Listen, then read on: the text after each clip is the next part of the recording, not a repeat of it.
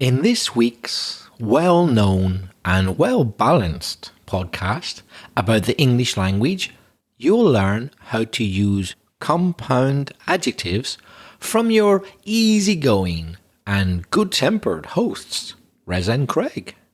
Welcome to Aprender Inglés with Reza and Craig.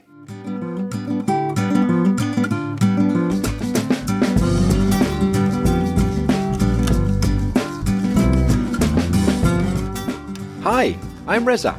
And my name's Craig. And with 50 years of teaching between us, we'll help you improve your English and take it to the next level. Well, Craig, how are things? How are you feeling? Things are good. I'm really excited to be podcasting with you again this week, and I wonder how many compound adjectives you heard in our introduction. So go back and listen again if you didn't recognize any compound adjectives, and we'll tell you later in the podcast how many we used. How are you doing, Reza? I'm feeling fine. I'm ready to get stuck into our latest episode. Fantastic. Now, what we do, if you're a new listener, is that we put voice messages in the podcast from people who have sent us their audio messages. And our first this week is from friend of the show, Erasmo from Brazil.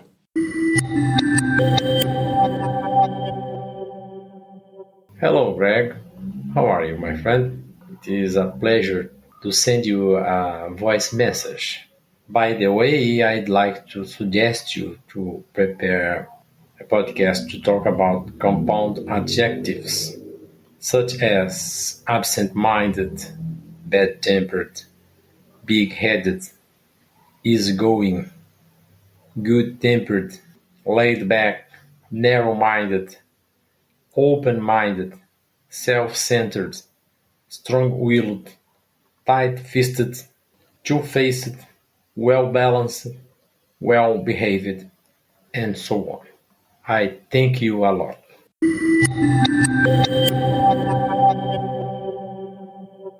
Well, as ever, Erasmo, thanks very much for your message. It's always very nice to get a message from you, and a very interesting topic, don't you think, Craig?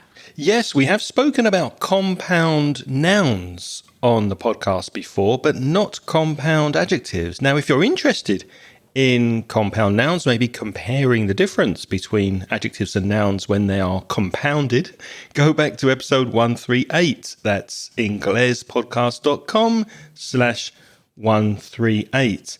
So do you have any comments for Erasmo and his message before we dive into compound adjectives? I do. I think it was a very clear message, but there's a couple of things we could perhaps improve, Erasmo.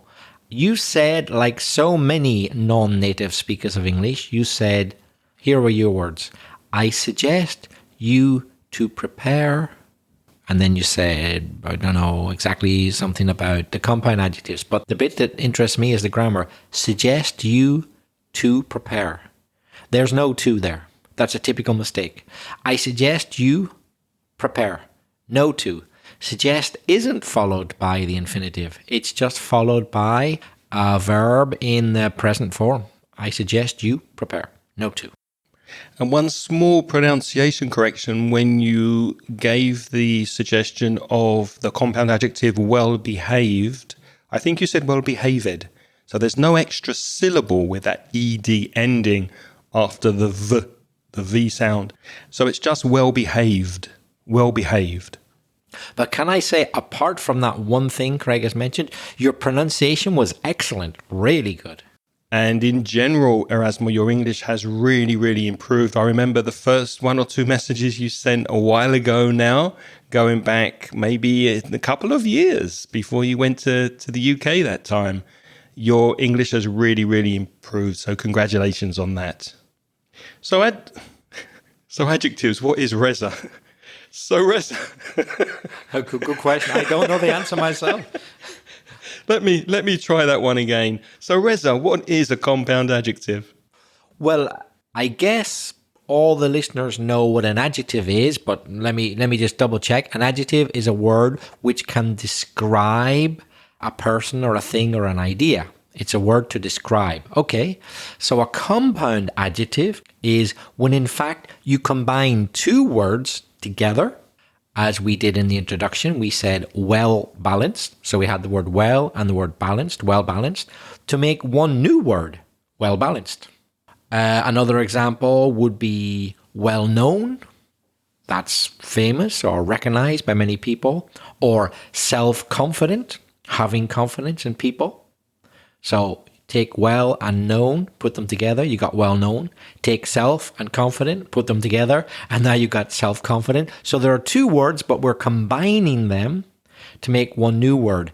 And as regards the punctuation, although in modern English a lot of people don't bother, they should join the two words with a hyphen in the middle. They're usually, in correct English, hyphenated. So that little line in the middle, that little short line, not the one which is below, not an underscore, as you often see on computers, but the one in the middle, joining two words, you join the two with a hyphen. They're very often used to describe people, but they can be used for things and ideas as well. Is there anything else you would add about compound adjectives? Well, just to say that if you did go back and listen again to our introduction, there were in fact 4 compound nouns in the introduction. Reza said a well-known and well-balanced podcast. So there are 2 compound adjectives describing the podcast, well-known and well-balanced, and 2 compound adjectives describing the hosts, Reza and me, easygoing and good-tempered. An easygoing host and a good-tempered host. So let's take a look at the compound adjectives that Erasmus suggested, and then we'll add on 3 or 4 more after his list. So the first one Erasmus gave us was absent-minded. Absent-minded, that's when you're forgetful or preoccupied, maybe thinking of something else. And that happened to me recently when I was cutting my hair with my electric Reza, and I had next to the Reza my plastic guard so that it doesn't cut my hair too short. And I was so absent-minded, I forgot to put the plastic guard on the electric hair clippers. So I am now almost bald because of my absent-mindedness. That's the noun. So Craig is an absent-minded person, that's the adjective. Craig, were you being absent-minded just now, or was it on purpose? Do you know that you said your electric Reza? Did I? Yeah, you didn't say razor, you actually said my electric Reza. That's because I'm used to saying your name. That's weird. I thought you were doing it on purpose to see if I would notice. No. You definitely said twice, my electric Reza. That's because I'm so used to saying Reza and not razor, which is the electric razor I have to cut my hair. So, yeah. It's not that I have an electric version of you in my bathroom. Oh, God, I hope not. I dread to think what could happen to such an apparatus. So what's the next one? Reza. Call me Razor if you like. What's the next adjective? Well, the next compound adjective that Erasmo mentioned in his audio message was big-headed. You could probably guess what that means, even if you'd never heard it. Think of the word big and the word head separately. Okay, so you can imagine it means arrogant or overly, excessively self-confident, often with an exaggerated sense of your own ability and importance. In other words, your head's too big. You're big-headed. Here's an example. Ever since Juan passed his Cambridge C1 English exam, he's become so big-headed. He thinks he speaks better than King Charles. And you can also have a compound noun, a big head. So Juan is a big head. He is a big-headed person. One compound adjective we used in the introduction, easygoing, which means relaxed, maybe flexible, someone who's not stressed, who's not easily upset or bothered by problems or demands. For example, Reza is an easygoing person who doesn't get stressed about small issues. He's very easygoing. Or we could also say laid back, which is very similar, isn't it?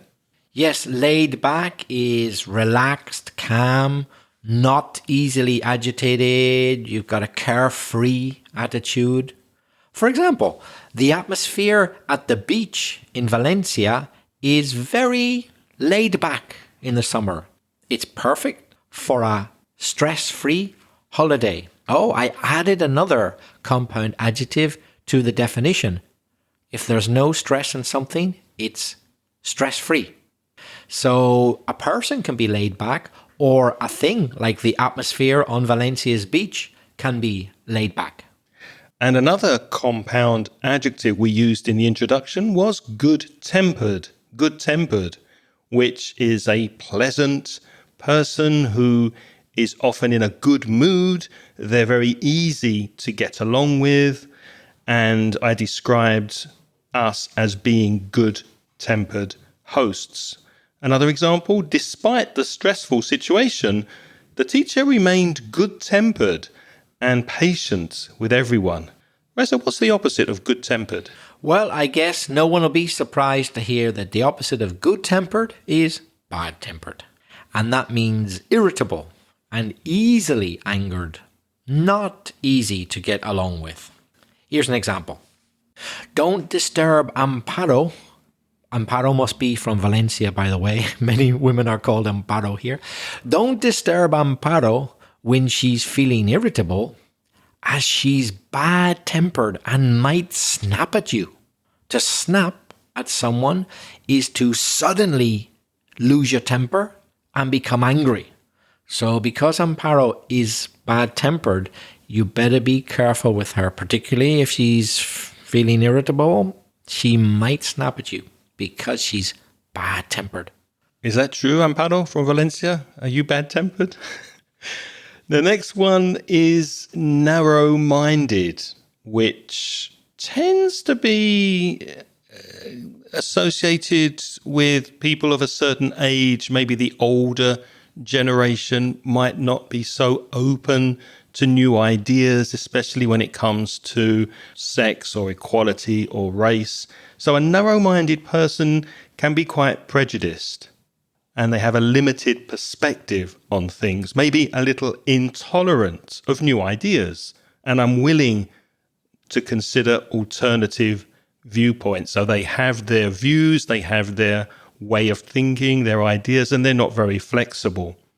For example, my parents were very narrow-minded when it comes to cultural differences. And the opposite, as I mentioned before, the opposite of narrow-minded, open-minded. So if you're an open-minded person, then you are open to new ideas. There's another expression which is very similar, and people maybe use it interchangeably, but it's not exactly the same. Craig, what do you understand by broad-minded? It's very similar to open-minded, isn't it? But not quite the same, I'd say. I would say they're very, very similar. What differences do you understand there? Okay, I'll give you an example where they could definitely be used in the same way. Reza encouraged his students to be open-minded and explore various opinions on the topic. Open-minded, keep their mind open. I could also say broad-minded there, couldn't I? And it wouldn't really make any difference. I don't think so. So do you think there's a difference? Occasionally, yeah. I mean, strictly speaking, if you're broad-minded, you're prepared to try things which perhaps not all people are prepared to try. Whereas open-minded is you keep your mind open. For example, here's one where I think broad-minded would be better than open-minded, but you could use both, but broad might be better. I said to my wife, our relationship's getting a bit boring. What if we introduce a third person into the relationship? Are you broad-minded enough for that, my dear? Ménage à trois. For example, may we? I could say open-minded, I could, but there I think I prefer the word broad-minded. So they're kind of interchangeable, but for me, broad-minded is the idea that you're up for, you're game for. You're prepared to try things that most people perhaps wouldn't try.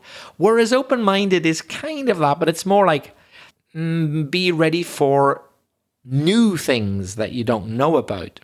You know what I mean? So maybe thinking about it, if the opposite of narrow is wide or broad, which is very similar, maybe the opposite of narrow-minded is broad-minded, and the opposite of open-minded is closed-minded, which means completely closed or completely open. Yeah, and you do occasionally hear that word, don't you? Closed-minded. Although it's not so common, is it? No, but maybe that's the opposite of open-minded. Yeah, but you hear narrow-minded a lot more, don't you? Yeah. That's true. Interesting.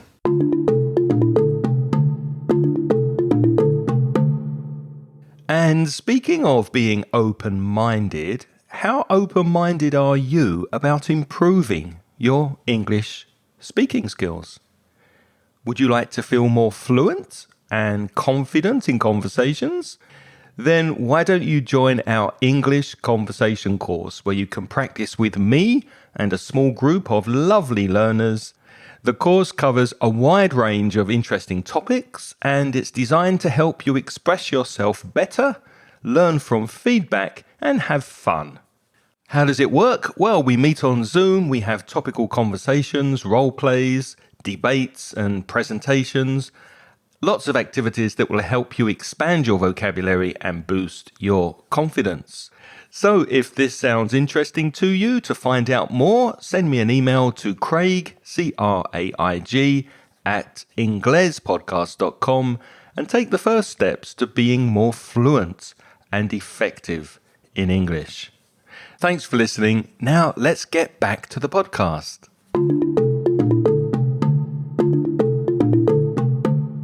Moving on, our next compound adjective is self-centered. Now think about it. To be centered, where?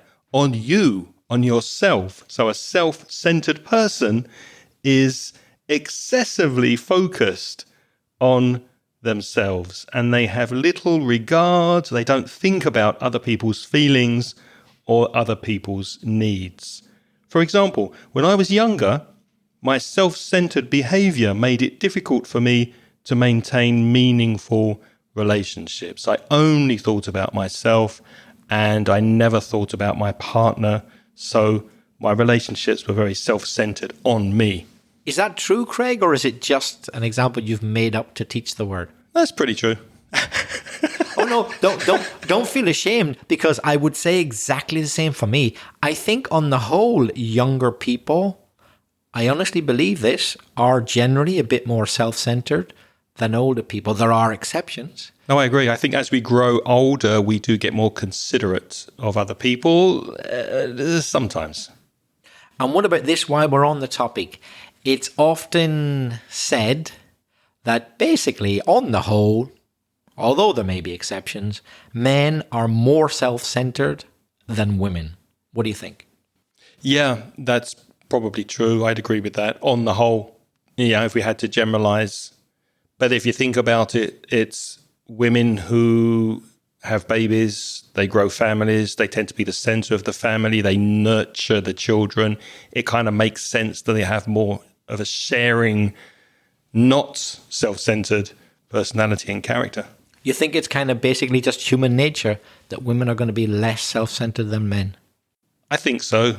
I agree. I think so, yeah. I completely agree.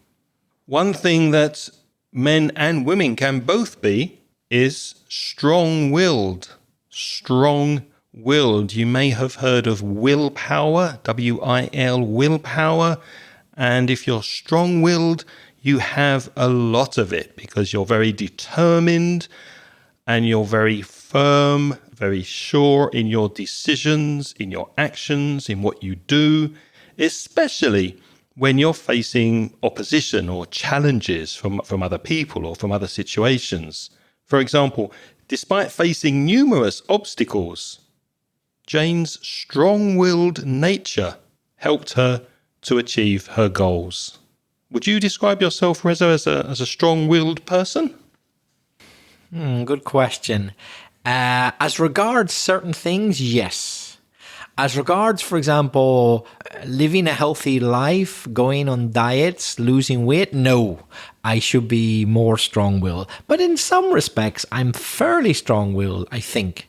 For example, if I believe that it's my responsibility or duty to do something, it takes quite a lot to stop me from doing it, I have to say. I'm quite strong-willed in that sense. But I know I shouldn't eat chocolate every day, but I do anyway. I'm not very strong-willed in that sense. Oh, you should take a leaf out of my book and be more strong-willed with your chocolate. You strong-willed? I'm the opposite. Now, one thing Reza is definitely not, and that's tight-fisted. What does tight-fisted mean, Reza? Well, that's very kind of you to say so. Craig might be exaggerating a bit here. If you're tight-fisted, you're extremely unwilling. So there's that word will again, your will, your desire to do something. If you're unwilling, you don't want to do it. Extremely unwilling to spend money.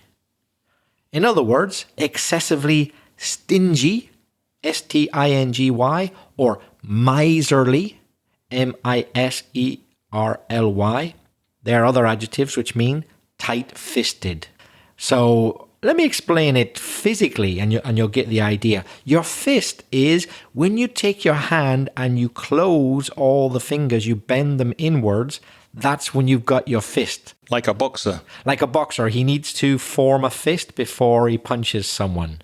Or she. So imagine you had money in your hand and you don't want to spend that money. So that the classic stereotype is then you close your hand over that money. You form a fist so that the money cannot leave your hand. You're tight-fisted. That's where it comes from. Here's an example, which is a name which is purely fictitious. Tom is known for being tight-fisted and rarely offers to buy anyone a beer. Tight-fisted, doesn't like to spend money. Now, we only have one face, but there's another compound adjective with two faces, and it's two-faced. Notice that pronunciation there because we've got a very sibilant s sound at the end of face, so the ed sounds like a t sound. Two-faced.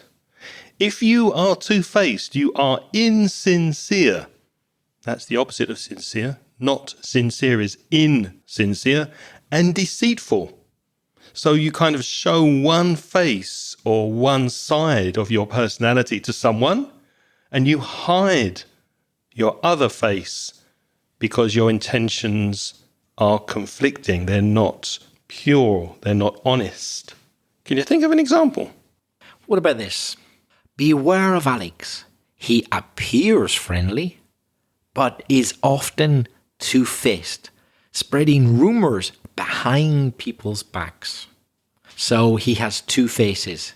Friendly in appearance, but when you're not there, he'll be talking about you. He's two-faced.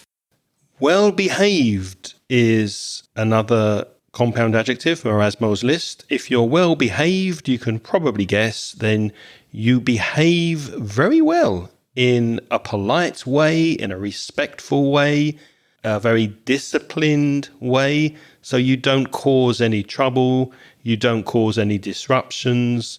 And it's often used when we speak about children. For example, Roy's kids were very well behaved during lunch yesterday. They didn't throw any food.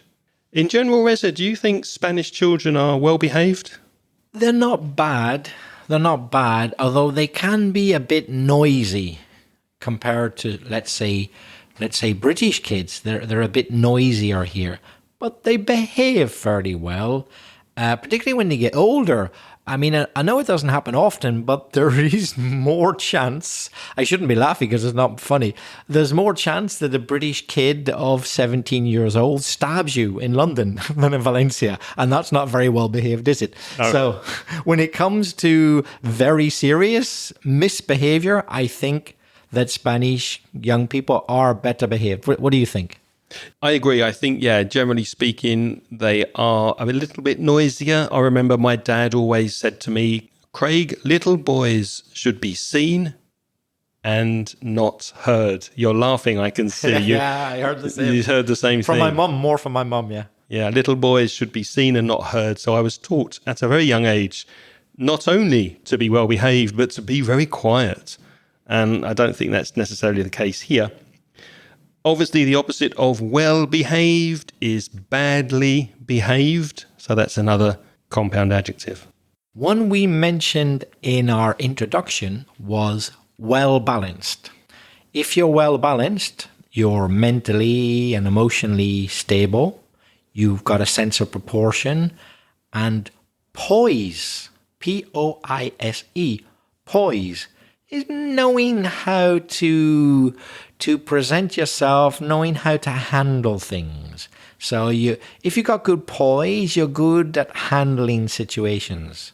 So all those kind of ideas of stability mean that you're well balanced. Can you think of an example, Craig? How about this? Reza's well-balanced approach to work and personal life ensures he remains happy and healthy. So a well-balanced approach to something. And we also hear about having a well-balanced diet. So the food that you eat is balanced with the proteins, with the carbohydrates, etc.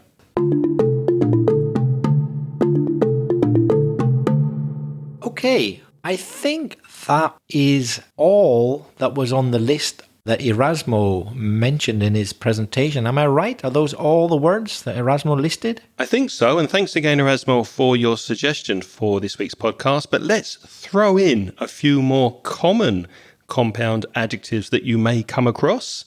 Old-fashioned, you may have heard as being the opposite to new, old-fashioned, which is something that's more typical of the past rather than the present.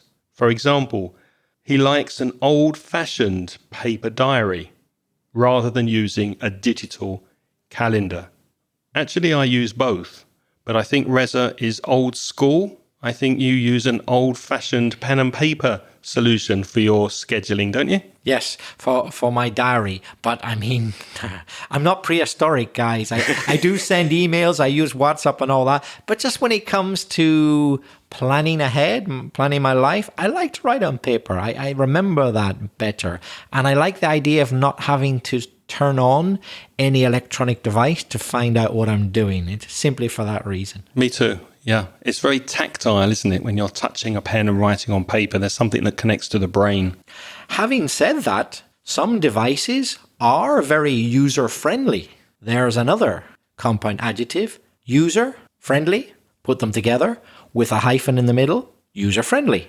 So that compound adjective means easy for all users to understand and use. Here's an example. I love this new podcast app. It's so easy to download any episode of Aprender Inglés con Reza y Craig in seconds. So it's a user-friendly app. And if you want a recommendation for a user-friendly app, I know some of you are listening on Spotify, some are listening on the webpage, and some use Google Podcasts on an Android phone or the podcast app, Apple Podcasts on an Apple iPhone or tablet. But my user-friendly podcast app of choice is called Overcast. It's very user-friendly. And of course, you can slow down the audio to make it slower so that you can understand Reza. Yes, that's not a bad feature, actually. Just before we move on, I wonder, listeners, have you noticed something different about the word user-friendly compared to all the other compound adjectives? Not the meaning, but the actual structure of the word. I know what you're thinking. You're thinking about the ly on friendly? Yes. Well, could be ly or could be anything that isn't ed or ing. So for those of you who are sharp, that means you're on the ball, you're quick, paying attention, you're quick. You will have noticed that the vast majority of compound adjectives that we have used today, well, Erasmo gave us the list, yeah, but then we've even added a couple of our own.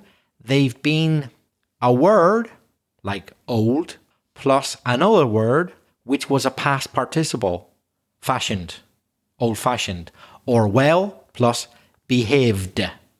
Yeah. Or to plus faced. So if it's a regular past participle, it ends in ed because a lot of compound adjectives end in ed, the majority. But I don't know if you were sharp enough to notice we had one earlier which didn't end in ed. Can you remember it, Craig? Not offhand, remind me. I think it was one of Erasmus. Easygoing. Oh, yes, but that ends in ing. So it ends in ing. So there's the other type, which is really common, the present participle. So the vast majority of compound adjectives, but not all, the vast majority end in ed or the past participle. They could be irregular, but mostly ed, such as two-faced, or ing, such as easygoing. In fact, past participle is even much more common than ing, present participle. But those two are by far the largest two groups. But we've just found one which isn't. User-friendly. Friendly is not past participle and it's not present participle. There are some which are not. And our next one is a good example of an ing present participle, long-lasting. Long-lasting. Reza and I have a long-lasting friendship. So long-lasting is something that has important consequences or effects for a long time. For example, the long-lasting trauma of Claire's childhood during the war meant she didn't trust anybody for years. Remember, you can see these examples and the compound adjectives in the show notes. Go to inglespodcast.com/480, and you'll see all of these expressions and examples listed. So long-lasting, a long-lasting relationship. I had problems when I was younger having long-lasting relationships, but thankfully now the relationship I'm in is a long-lasting relationship.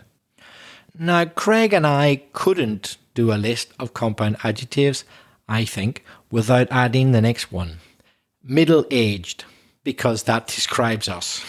If you're middle-aged, you're an adult who is not young, but not really old either, hey? Not really old. So let's say around 45 to 65.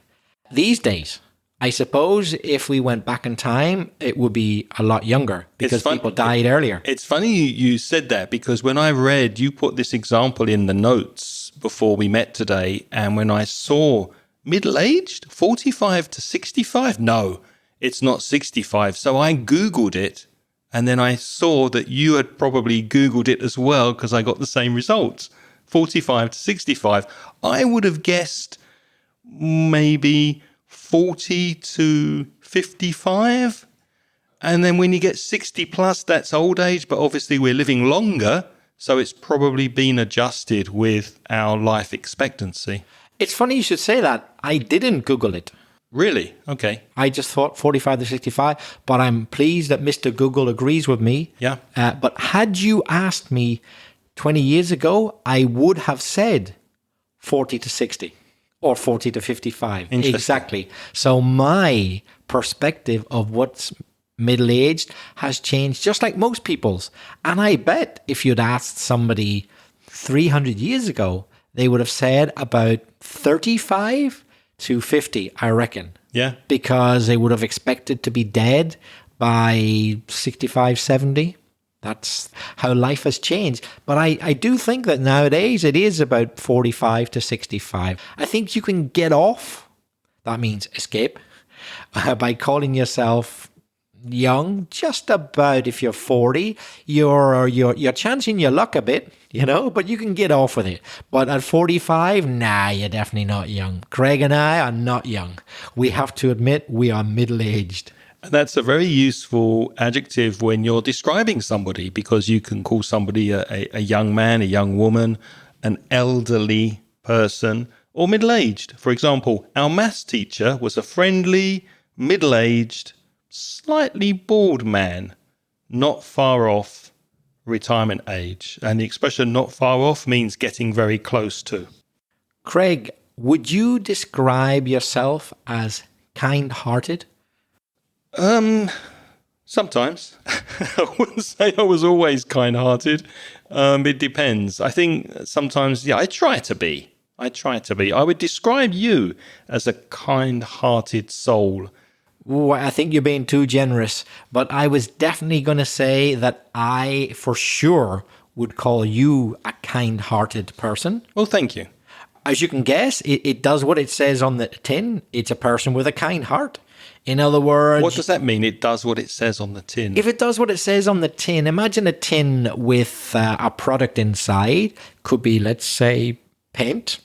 So imagine it says, white paint for indoor walls on the tin. Well, you know inside it's going to be white paint for indoor walls. It's going to do what it says on the tin. There's no surprises there. So a word like kind-hearted, it kind of describes itself. You don't really need to think much about it to know what it's going to mean. You like and you want to help people whenever possible. You have a kind heart. You're kind-hearted. I think Craig is a kind-hearted person for sure. Thank you. What was your grandmother, or as you might say, granny, like? Was she a nice person? I often think of her when I think of kind-hearted people that I've known personally. I would say that she was a very kind-hearted woman because she loved nothing more than to buy things for her relatives, her cousins, her children, her grandchildren, etc., and make other people's lives easier. So she wasn't tight-fisted? Not at all. Quite the opposite. She seemed to get maximum pleasure from being nice to other people. It was what created satisfaction for her. So I only wish I could take a leaf out of her book. She was definitely a kind-hearted woman. And now it's your turn to practice your English. Do you have a well-balanced approach to your English studies? Are you open-minded when it comes to using a variety of self-study methods? Why don't you send us a voice message and practice some of these compound adjectives in your English? Send us a voice message by going to speakpipe.com. That's speakpipe.com/Ingles podcast, or follow the link in the show notes. What about emails, Reza? If you prefer to write, you could email craig@inglespodcast.com or belfastreza@gmail.com. This podcast is sponsored in part by mansioningles.com. You can visit the online store and there you'll see some paid courses to help you with your English studies. Go to store.mansioningles.net, or again, follow the link in the show notes. We'd like to thank all of the people who support the podcast through the Patreon scheme. That's Patreon, Patreon. And what those sponsors do is donate as little as $1.50 per month. And as a thank you for their donation, we give them instant access to audio transcriptions of the podcast.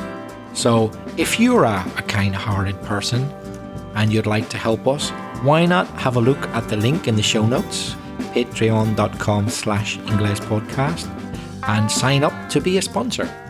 Unfortunately, we don't have time to read out everybody's name who is supporting us, but we would like to say thank you and welcome to our latest two sponsors this month. They are Cristina Rato, hello Cristina, and Tarela Bello.